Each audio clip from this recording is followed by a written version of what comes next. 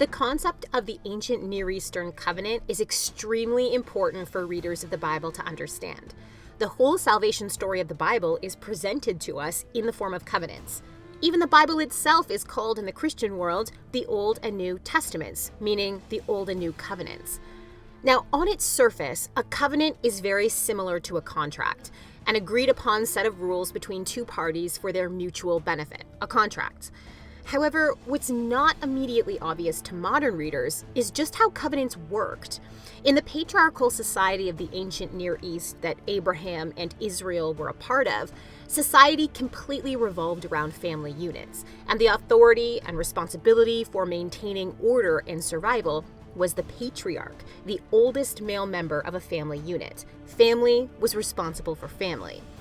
So then, what about when you needed, for one reason or the other, to team up with another family that socially had no reason to protect or care for you? You could strike a covenant, a type of contract that would make you like family, at least legally. As I already mentioned, we see covenants all over the Bible. They could happen on an individual level, a tribal level, or a national level. Covenants could be parity treaties, meaning a covenant between equals. That would make the two parties like legal brothers.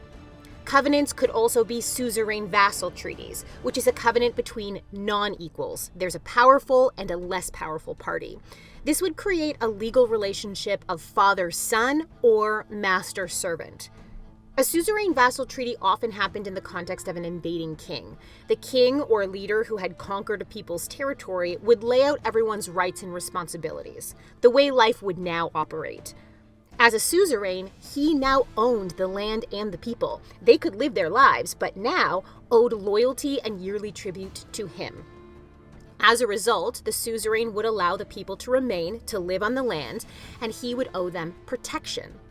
If the people rebelled against the suzerain by not following the stipulations of the covenant or by withholding tribute, they would lose their right to the land.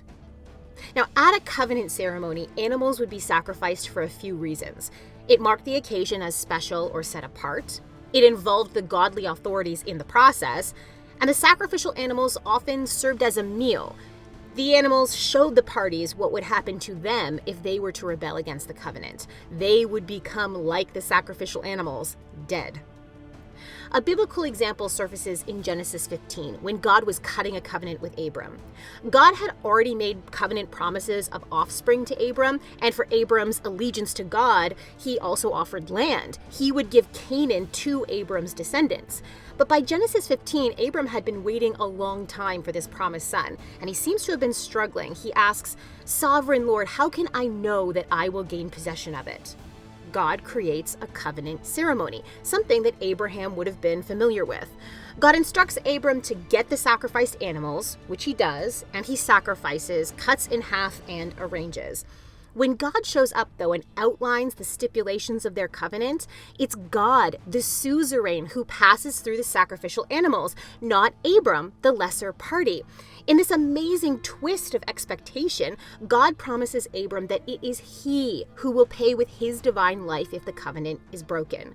Amazingly, the Bible does portray the descendants of Abram breaking the covenant. And what happens? God comes to earth as Christ, and he offers his life to make a new covenant. His body was broken for us. Thanks for watching. If you enjoyed this spotlight, please share it with a friend. Leave us a comment below on what you thought and like our page to see more from Bible Discovery.